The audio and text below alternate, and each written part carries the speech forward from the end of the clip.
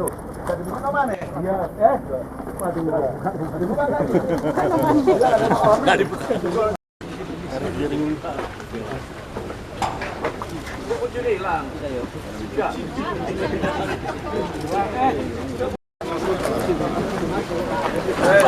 Sabar.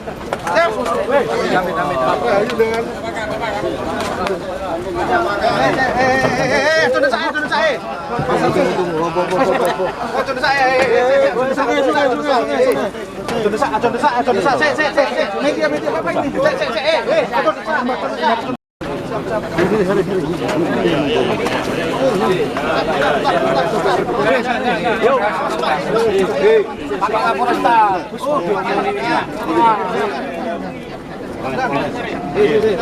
Lewat.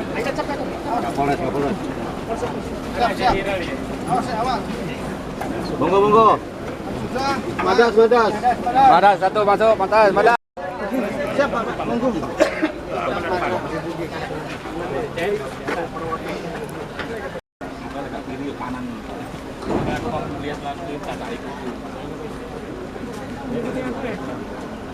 Sekarang karyawan.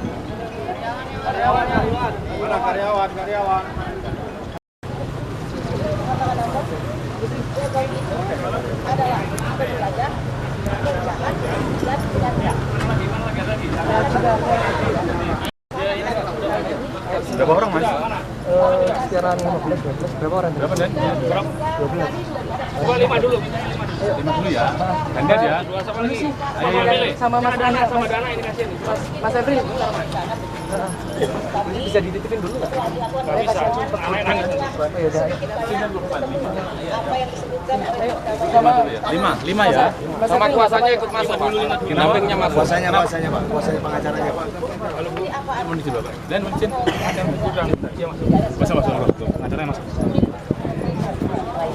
Udah nggih? Pun. Nanti gantian nggih. Silakan. Ya, aku Ayo.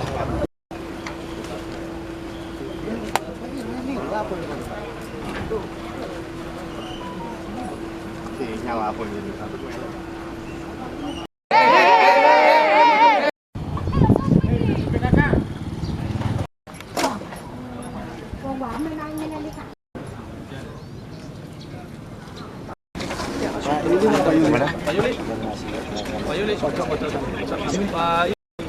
Pemilik tidak pernah mengakui, padahal banyak bukti yang sudah menunjukkan berbagai hal itu kejadiannya hari sama.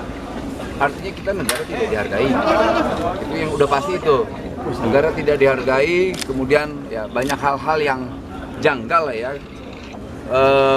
Ada hal yang ditutup-tutupi, entah apa maksudnya, padahal ini hal yang sepele. Karena kewajiban negara menjaga industrial ini tetap harmonis, tapi kemudian ya saya nggak tahu. Kita harus sebagai negara ini dihargai. Saya pikir Pak Wali aja yang tidak dihargai, ternyata saya juga tidak dihargai. Nah ini pelajaran untuk industrial yang lain juga. Jangan pernah menahan namanya ijazah pekerja itu pelanggaran hukum. Itu pelanggaran hukum yang nggak boleh ditoleransi, apalagi di pemerintahan Pak Prabowo ini. Nggak boleh ada hal begitu. Ya namanya menyakiti hati rakyat itu nggak boleh. Jadi apa yang dilakukan Pak Wali ini udah benar dan tepat. Negara hadir. negara hadir itu seperti apa secara detail artinya? Pertama, mempertahankan regulasi. Dengan kehadiran negara adalah mempertahankan regulasi yang ada. Kayak di Jawa Timur ada perda. Artinya ini harus ada sanksi Pak, harus ditindak Pak. Harus ditindak, nggak bisa enggak, harus ditindak. Apa Pak? Tindakan hukumannya adalah gini, tindakannya biarkan aparat penegak hukum kita yang melakukan tindakan hukum. Biar nanti misalnya kayak Pak Wali kan ada beberapa kawan-kawan tuh ada 31 ijazah 30 Pak? Ya, sementara dikuasakan ke kami. Oke, penguasa hukumnya ini ada 14 orang. Artinya mau 1 atau 2 atau 3 atau 4 perusahaan tidak punya hak untuk menahan ijazah. Apalagi di Jawa Timur ini udah ada perda. Bisa sampai penutupan usaha atau bagaimana Pak ini? Kami belum sampai ke sana. Nanti kita akan kaji soal itu. Tapi yang jelas hal-hal yang terkait hak buruh terkait ijazahnya itu nggak boleh. Undang-undang apa itu Pak? Perda. Pak, selain itu kan ternyata kan mantan pegawai harus nebus 2 juta untuk bisa mendapatkan ijazah Pak, dan itu nebus langsung. Nggak mengakui semua berarti. Nggak ngakuin.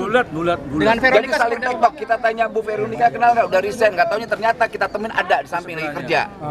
Dia bilang, kan cuma main doang loh. Ini kantor, ini tempat bekerja, ini gudang, bukan tempat bermain. Jadi banyak hal-hal yang janggal lah. Jadi banyak yang aneh. Jadi nanti kita serahkan aja soal tindakan hukumnya ke aparat penegak hukum ya. Janggalannya apa aja, Pak? Pak, desakan kepada pihak kepolisi Pak agar ini benar-benar diungkap gitu. Kami tidak mungkin melakukan desakan, tapi yakin sekali bahwa kepolisian tahu apa yang sudah dilakukan. Berarti Pak Wamen kesulitan juga. Kejanggalan apa aja, Pak? Bukan, Pak. Bukan tadi. Gimana? Kejanggalannya apa aja? Banyak lah, saling menutupi satu sama lain. Maksudnya seperti apa? Upah UMK. Jadi banyak hal yang, aduh. Pak Wamen terkait Keterangannya tentang golongnya seperti apa, pemotongan melarang untuk sholat Jumat bareng, Pak. Sholat Jumat dibatasi UMK, pembayaran juga di bawah UMK, terus sampai ada karyawan yang tidak digaji sama sekali, itu gimana Pak mungkin Pak? Itu yang paling tepat. Jawabannya biadab. Ini republik yang diajarkan semua dilindungi namanya terkait agama. Dia mau ke gereja, dia mau ke masjid, dia mau ke pura, dia mau ke kuil, itu dilindungi oleh undang-undang. Kalau mereka melarang itu, ya tahu kan ada konsekuensi. Gitu loh. Pak, ini kan sudah terlihat meskipun tidak ada pengakuan tapi Kepolisian kita tahu apa yang harus dilakukan dah. Pak, akan Gitu. ada evaluasi terkait perizinannya juga nggak Pak? Pasti dong, nggak mungkin enggak. Sampai saat ini, Wali Pak, kita seperti semua apa? akan evaluasi, kita akan audit. Pak selain Akan Sampai saat ini seperti apa Pak? Ya nanti kita kasih tahu ya. Pak selain ke pihak perusahaan, apakah sanksi juga dikenakan terhadap pemiliknya Pak? Semoga. Pak, terkait barang-barang yang di dalam itu ilegal atau gimana Pak? Soal barang ilegal tidak, itu bukan domain kami. Yang pasti serahkan ke aparat penegak hukum. Itu. Oke ya. Oke. Thank you. Yo, makasih Bang. Pak, perusahaan nggak disegel atau apa gitu karena pelanggaran Apa? Biarkan kepolisian, bro. kepolisian dan apa? Kalau pelanggaran Bukan domain kami. Agak emosi tadi Pak di dalam Pak. Wah, sangat emosi banget. Melihat Berarti- nggak korporatif orangnya. Berarti Pak Wamen juga kesulitan menggali data ya di dalam ya? Itu yang buat kita heran, kok cuma ijazah doang harus ditek-tek gitu. Padahal saya sudah sampaikan, kalau soal misalnya ada buruhnya berhutang, biar saya yang bayar.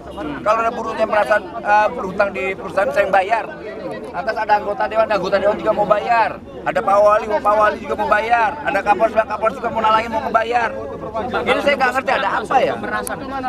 ada dugaan pemerasan nggak sih Pak? Nah makanya dari itu kita mau tahu bener nggak itu. Nah problemnya kan belum dapat informasi soal pernyataan dia harus nebus.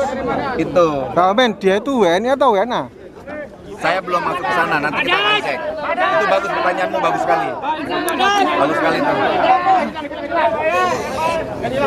Pak Wamen infonya nggak ada NIP ya usahanya? Berapa? Nggak punya NIP, Izin usaha. Izin usaha itu nanti mungkin dari ini ya, kan itu industri ya, bukan di kita. Kemenaker kan domainnya cuma soal ketenagakerjaan ya. Ya kan? Oke. Kalau dugaan obat-obatan terlarang ada Pak? Enggak, kita belum masuk ke sana.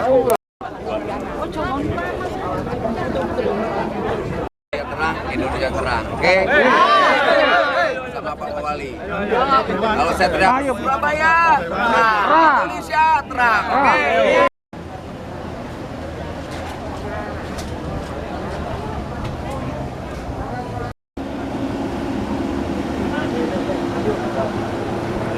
Kita kawal.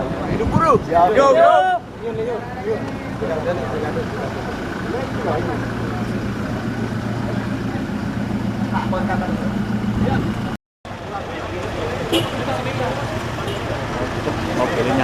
Akan sidak dan tentunya adalah bagaimana memperjuangkan kawan-kawan pekerja untuk mendapatkan haknya, ijazahnya kembali.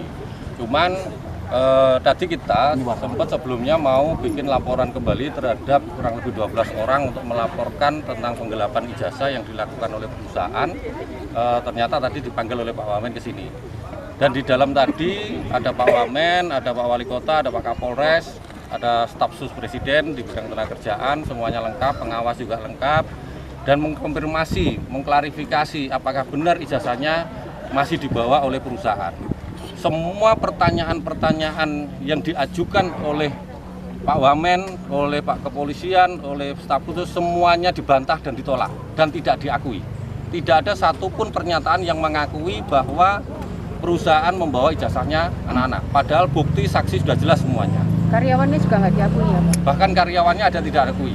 Bahkan kita kemarin ada tambahan bukti tadi malam Bu Diana menghubungi salah satu pekerjanya minta untuk bekerja kembali dan menanyakan ijazahnya. Itu pun telepon dan rekaman itu juga tidak diakui. Jadi artinya bahwa perusahaan ini memang perusahaan yang memang tidak patuh dan arogan. Maka saya mendesak dan mendorong pihak aparat kepolisian khususnya bagaimana segera mengamankan dan melakukan polisland terhadap TKP agar barang bukti khususnya ijazah tidak hilang atau dihilangkan. Itu penting. Kalau misalnya bahwa hari ini kemudian kita menunggu proses, maka potensi besar barang bukti akan hilang.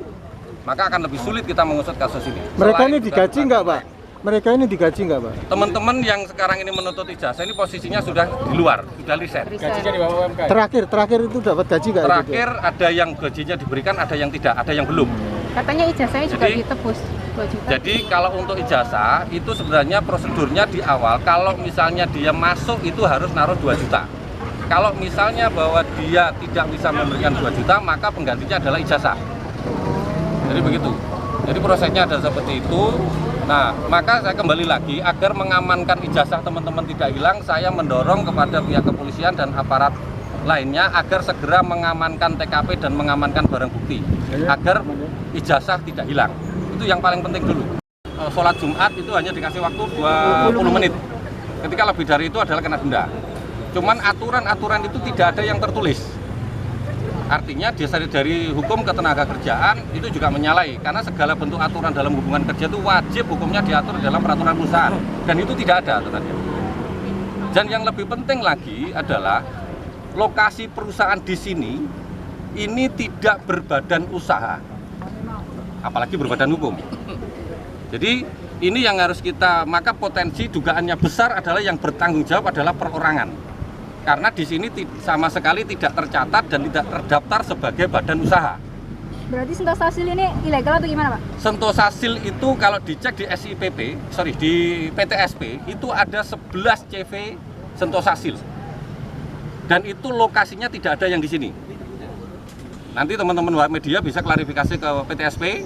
Di sana ada semuanya badan usaha yang namanya Sentosasil. Yang perlu diingat teman-teman media bahwa pada tahun 2023 itu Sentosasil di situ tidak ngomong CV, tidak ngomong UD, itu memasang pengumuman di lowongan kerja Margomulyo di Facebook rekrutmen. Salah satu syarat dan ketentuannya adalah menaruh ijazah asli. Nah, maka pengusutannya harus dimulai dari situ. Siapa pemilik akun itu, siapa yang mengupload, dan ini tadi pun kita buka di sana. Diana juga tidak mengakui itu. Maka ini perlu diselidiki lebih lanjut karena berawal dari situ.